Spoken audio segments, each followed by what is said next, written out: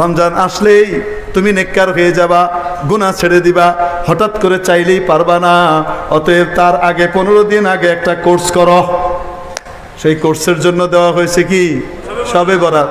শবে বরাত তো কোরআন হাদিসে নাই। হ্যাঁ অবশ্যই। নামাজ তো কোরআন হাদিসে নাই, নাকি পড়েন কিনা? কর না কেন? রোজা তো কোরআন হাদিসে নাই, রাখেন কিনা? কোরআন হাদিসের শব্দ রোজা আছে, রোজার অপর নাম আছে, সেটা কি? হ্যাঁ, সিয়াম। সিয়াম আর রোজা বলেন সেম জিনিস, ঠিক কি ঠিক না? নামাজ এবং সালাত একই জিনিস।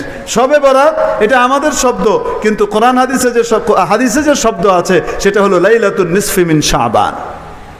লাইলাতুন নিসফি, এই আলে হদস পার্টি, আল্লাহ হেদায়েত নসিব করে। আমাকে গালাগালি করবে, আপনারা ভিডিও করে ছাড়তেছেন না, এমন গালাগালি দিবে আমাকে, ঠেলে দেখ। কিয়ামতের দিন যদি গালাগালি করে আল্লাহ নবী সুপারিশ পাইতে পারে, হোক না, তার আশা অনুযায়ী। কি অনুযায়ী? কোনো অসুবিধা নাই। যে কয়টা গালি দিবে সেই কয়টা সওয়াব তার আমল নামা থেকে আমার কাছে কেটে পাঠানো হবে, চিন্তা করেন না। অস্বীকার করে শবে বরাত তুমি কিছু নেই, শবে বরাত এই 14 তারিখে রাতে ইবাদত, এগুলো সব বেদাত, এগুলো সহিহ হাদিসে নাই। কিসে নাই? তাদের কিন্তু সহিহ হাদিসের একজন ইমাম আছে, তার নাম হলো ইমাম আলবানী। কথায় কথায় তারা বলে সহাহুল আলবানী, ইমাম আলবানী এটিকে সহি বলেছেন। বলে কি বলে না? আলবানী সাহেব সহি বললে সহি, আর না বললে সহি না, এটা উম্মত বিশ্বাস করে না। বুঝেননি কি বলি? কোনটা সহি, কোনটা জয়ীফ, কোনটা কি আর কোনটা বাতিল, এইটা 1000 বছর আগেই ঠিকঠাক হয়ে গেছে। আলবানী সাহেব কত দরকার নেই। তারপরেও তারা আলবানী সাহেবকে মানে, কিন্তু আসলে আলবানীরেও মানে না। কারণ আলবানী সাহেব তার সিলসিলাতুল আহাদিস সহিহার মধ্যে, ধারাবাহিক সহিহ হাদিস, এটার মধ্যে উনি 8খানা হাদিস এনেছেন শবে বরাত সম্পর্কে। কয়খানা? 8খানা হাদিস এনে তারপরে কনক্লুশন দিয়েছেন। সামগ্রিকভাবে এই হাদিসগুলো দেখলে বোঝা যায় 14 তারিখের দিবাগত রাত্রের যে ইবাদত, যেটাকে আমরা শবে বরাত বলি, লাইলাতুন নিসফি মিন শাবানের ইবাদত, এটা স্বীকৃত এবং সুন্নাহ দ্বারা প্রমাণিত। কেউ যদি এটাকে অস্বীকার করে তাহলে তার নাদানি, কম ইলমি এবং জ্ঞানের স্বল্পতা। সহিহ ইবনে খুজাইমার মধ্যে হাদিস আছে, বলবো। সহিহ ইবনে হিব্বানের ভিতরে হাদিস আছে। সহিহ ইবনে হিব্বানের ভিতরে হাদিস আছে ইমাম ইবনে হিব্বান আল বুস্তি রহমতুল্লাহ আলাইহি, যেমন সহিহ বুখারী, সহিহ মুসলিম, হ্যাঁ, এরকম সহিহ ইবনে হিব্বান, এটাও সহিহ হাদিসের সম্বলিত একটা কিতাব। এটার ভিতরে সহিহ সনদে উনি হাদিস এনেছেন। সনদ বলবো না? রাসূল করিম সাল্লাল্লাহু আলাইহি ওয়াসাল্লাম ইরশাদ করেন, গালিবান মুআজ ইবনে জাবাল রাদিয়াল্লাহু তাআলা থেকে বর্ণিত, ইয়াত্তালিউল্লাহু তাআলা ইলা খালকিহি লাইলাতান নিসফি মিন শাবান। আল্লাহ তাআলা লাইলাতুন নিসফি মিন শাবানে, শাবান মাসের মধ্যবর্তী রজনীতে তার পুরো সৃষ্টিকুলের দিকে রহমতের দৃষ্টি দেন। কিসের দৃষ্টি দেন? অন্যান্য রাতে রব্বুল আলামিনের রহমত শেষ রাতে এসে দুনিয়ার আসমানে এসে ডাকতে থাকে, ঠিক কি ঠিক না? আর এই রাত্রে মাগরিবের সময় থেকেই শুরু হয়ে যায়। আল্লাহ রহমতের দৃষ্টি দেন। ফায়াগফিরু লিমান ইয়াশা, ফায়াগফিরু লিজামিই খালকিহি, আল্লাহ তার সমস্ত মাখলুককে ক্ষমা করে দেন। ইল্লা লিমুশরিকিন আও মুশাহিন, তবে যে শিরকে লিপ্ত তাকে ক্ষমা করেন না। আর যে বিদ্বেষ পোষণ করে, অন্যকে নিয়ে হিংসা করে বেড়ায়, তাকে আল্লাহ ক্ষমা করেন না। অন্য হাদিসের মধ্যে আসে মুসবিলুল ইজার, টাকনুর নিচে যার লুঙ্গি, পায়জামা, প্যান্ট ইত্যাদি জুব্বা এগুলা থাকে, তাকে ক্ষমা করেন না পুরুষের জন্য। অন্য রিওয়ায়াতের ভিতরে আসে মুদমিনুল খামার, আল্লাহ তাআলা তাকে ক্ষমা করেন না যে লাগাতার মদ থেকে তওবা করে না, খালি মদ খেয়ে যায়, এরকম ব্যক্তিকে ক্ষমা করেন না।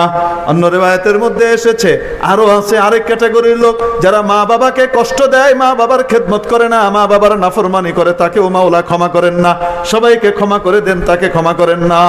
আরেক রিওয়ায়াতের ভিতরে পাওয়া যায় কাতিউর রহিম, আল্লাহ তাআলা ওই ব্যক্তিকে ক্ষমা করেন না যে আত্মীয়তার সম্পর্ক শরীয়ত সম্মত কোনো ওজর ছাড়া ছিন্ন করে। বুঝে আসছে না? নাই? হ্যাঁ, তাকে আল্লাহ ক্ষমা করেন না। তো এগুলা করবো, শবে বরাত আসার আগে আগে এগুলা থেকে বেঁচে নেব, ক্ষমা চেয়ে নেব, ঠিক কি ঠিক না? মা বাবার সাথে যদি অন্যায় করে থাকি পা ধরে মাফ চেয়ে নেব। আত্মীয়ের সাথে যদি অসম্পর্ক ছিন্ন করে থাকি বা সে সম্পর্ক ছিন্ন করে থাকে, আমি তার সাথে হাই হ্যালো করে নেব। পারবো তো ইনশাআল্লাহ? শিরিক থেকে তওবা করে নেব, ছোট শিরিক বড় শিরিক কোনো শিরিক করব না, ঠিক কি ঠিক না? হ্যাঁ, ওই দিন আল্লাহ তাআলা সবাইকে মাফ করে দেন। এবং এই হাদিস সহিহ, এই হাদিস কি সহিহ। আরো অনেক হাদিস আছে। তাহলে শবে বরাতের ইবাদতের কথা হাদিস শরীফে আছে না নাই? আছে। শাবান মাসের মধ্যবর্তী রজনী 14 এবং 15 এই 2 দিনের মাঝখানের যে রাতটা, সেই রাতটা মাগরিব থেকে শুরু হয়ে যায়। কখন থেকে? হ্যাঁ, এই রাত্রে ইবাদত আছে, কিন্তু মুকা ওয়া তাসদিয়া, পটকা ফুটানো, মরিচা ছাড়া, এটা নাই।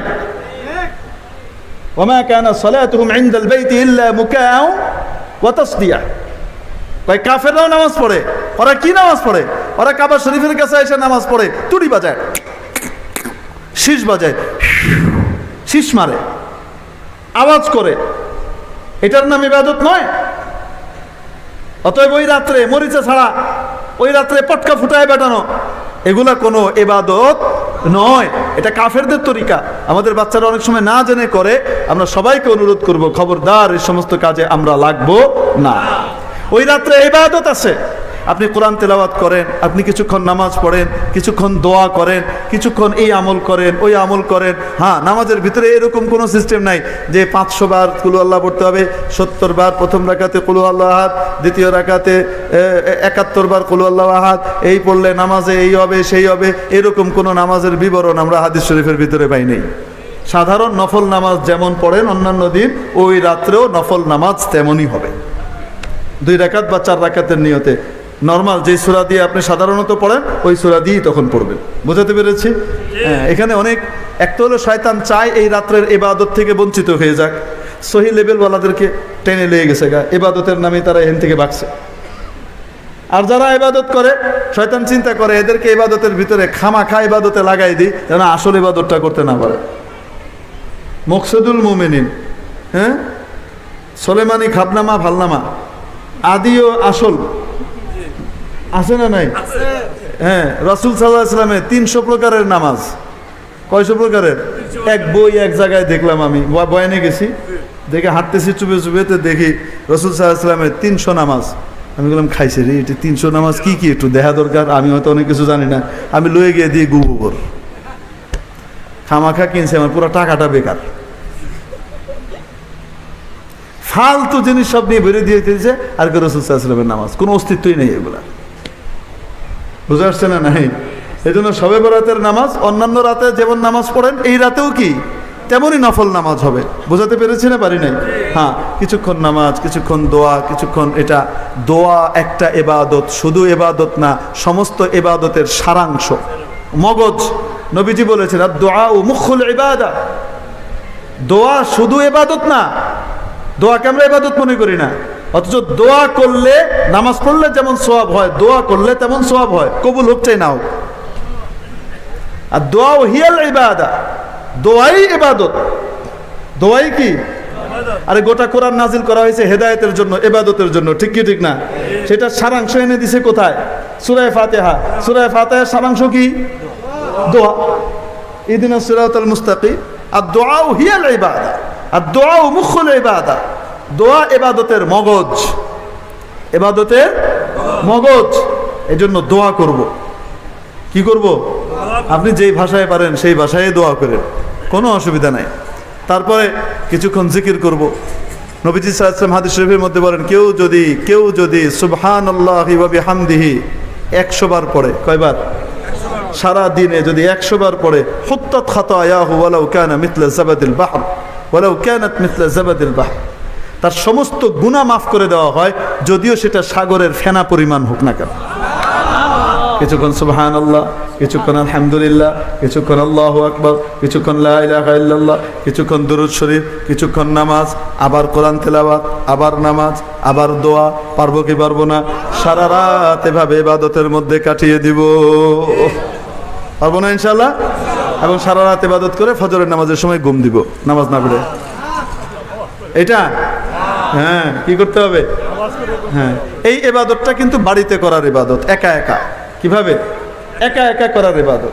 এজন্যে আমরা বাড়িতেই ইবাদতটা করব। তবে কেউ যদি মসজিদে করতে চায় কোনো অসুবিধা নাই, কারণ মসজিদের মধ্যে এতেকাফের নিয়তে যদি কেউ ইবাদত করে, আমি এতেকাফের নিয়তে বসলাম, আমি মসজিদের বাসিন্দা হয়ে গেলাম কিছুক্ষণের জন্য, এটাকে এতেকাফ বলে। আল্লাহর জন্য আমি মসজিদের বাসিন্দা হয়ে গেলাম, যতক্ষণ এতেকাফ করে ততক্ষণ সওয়াব।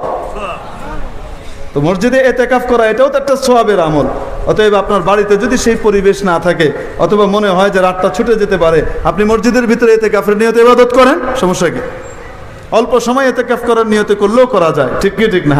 হ্যাঁ, এই জন্য কোনো নিষেধাজ্ঞা নাই, করবো তো ইনশাআল্লাহ। এখন আসেন, এই সব কিছুর পরে দিনের বেলায় রোজা, বিলকুল আপনি দিনের বেলায় রোজা রাখতে পারেন, এটাও হাদিসের ভিতরে আছে। রাতের ইবাদত দিনের বেলায় আরো আসতে, হ্যাঁ, রাতের ইবাদত যদি করার হিম্মত কারো না হয়, এশার নামাজ জামাতের সাথে গিয়ে আদায় করেন, অর্ধেক রাত্রি ইবাদতের সওয়াব। ফজরের নামাজ গিয়ে জামাতের সাথে মসজিদে আদায় করেন, অর্ধেক রাত্রি ইবাদতের সওয়াব, পুরা রাত সওয়াব হয়ে গেছে।